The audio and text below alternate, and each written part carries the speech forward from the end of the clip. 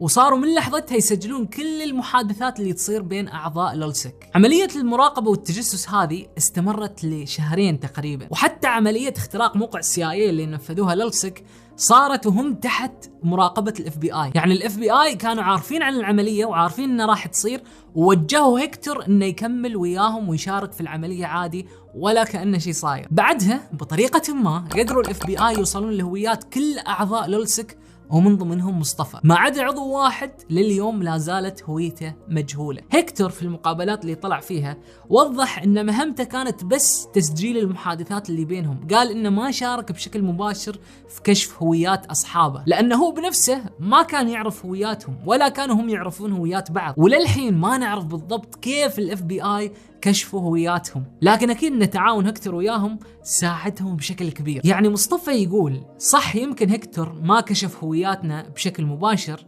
لكن المحادثات هذه اللي كانت تصير بيننا كانت محادثات طويلة بالساعات، ومهما كنا نحاول نخفي هوياتنا ومعلوماتنا الشخصية فاحنا لما نكلم بعض نحس كأننا نكلم أفراد عائلتنا، فممكن إن في معلومات ولو كانت بسيطة تطلع منا بالغلط في هالمحادثات، وممكن FBI يكونوا استخدموا بعض هذه المعلومات وجمعوها وقدروا من خلالها يوصلون لهوياتنا. يعني اللي قاعد يقوله مصطفى إن حتى لو هيكتور ما كشف هوياتهم بنفسه يظل اللي سواه خيانة، وهم كانوا يعتبرون بعض مثل العائلة. على كل حال بعد ما FBI قدروا يكشفون هوياتهم، أول واحد تم القبض عليه كان مصطفى، ومع انه كان عايش في لندن لكن طبعا في تواصل مباشر بين FBI وبين السلطات الأمنية في بريطانيا. فالشرطة راحوا لبيت مصطفى ودقوا الباب وكان عندهم أمر تفتيش واعتقال. اللي فتح لهم الباب كان أخو مصطفى، ومصطفى لحظتها كان في غرفته قاعد على اللابتوب، ومصطفى من شدة حذره ما كان يحتفظ بأي أشياء خطيرة أو أدلة ممكن تجرمه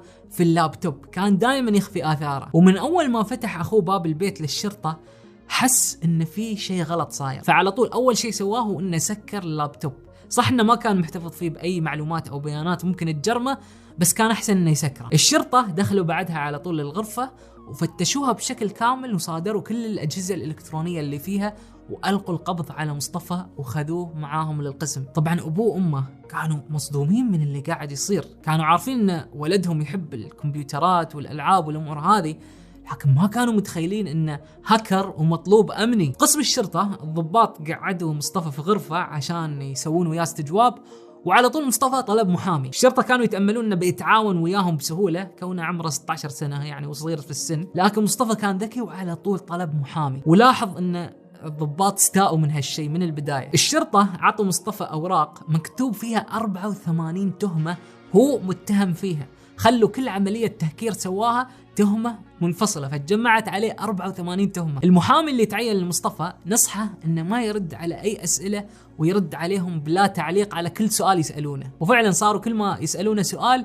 يقولهم لا تعليق. والشرطة انزعجوا من هالشيء بشكل مو طبيعي، قاعدوا يحاولون يقنعونه ويقولوا له انه لو تكلمت ويانا وتعاونت ممكن تحصل حكم مخفف، وفي نفس الوقت قاعدوا يهددونه بعد ويقولوا له السلطات ممكن يسلمونك لأمريكا وتروح للFBI. لكن مصطفى قدر يحافظ على هدوءه، كان ذكي وعارف انه قاصر وما راح يقدرون يطبقون عليه اي حكم ثقيل. في النهايه عمره 16 سنه والقانون يحمل القصر بشكل كبير، سالفه التسليم لامريكا هذه مستحيل تصير. حتى في النهايه بعد 24 ساعه تم إطلاق سراح مصطفى بكفالة على أساس إنه راح يتحاكم بعدين. خلال هذه الفترة أيضا تم اعتقال 3 من أصحابه في لولسك، وبكذا انتهى جروب لولسك. 1 تحول لعميل و4 تم اعتقالهم، والسادس هو الوحيد اللي ما تم اعتقاله وما انكشفت هويته لليوم. المفاجأة بعد إن 3 من أعضاء الجروب مصطفى و2 معاه كانوا عايشين في بريطانيا، وهذه كانت محض مصادفة لأن مثل ما قلنا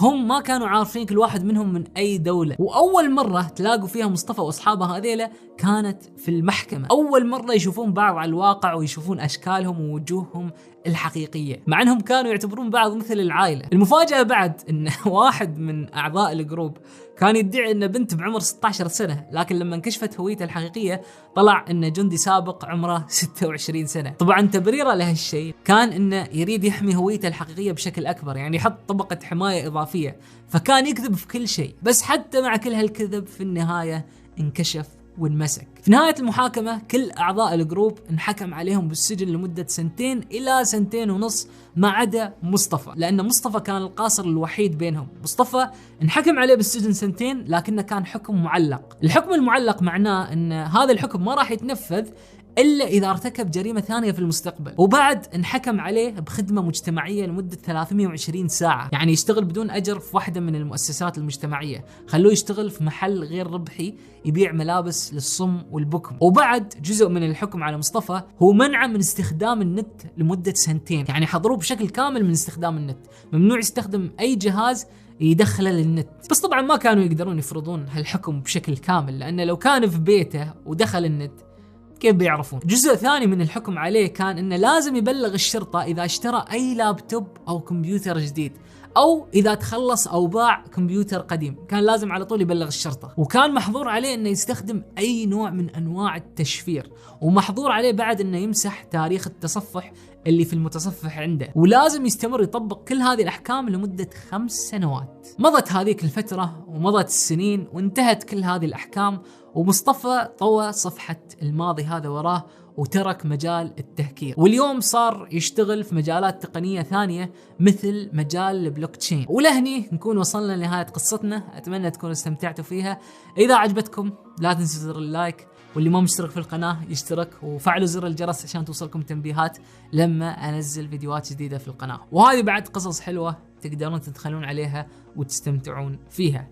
وبس والله، شكرا لكم على المتابعة، أشوفكم في الفيديو الجاي ومع السلامة.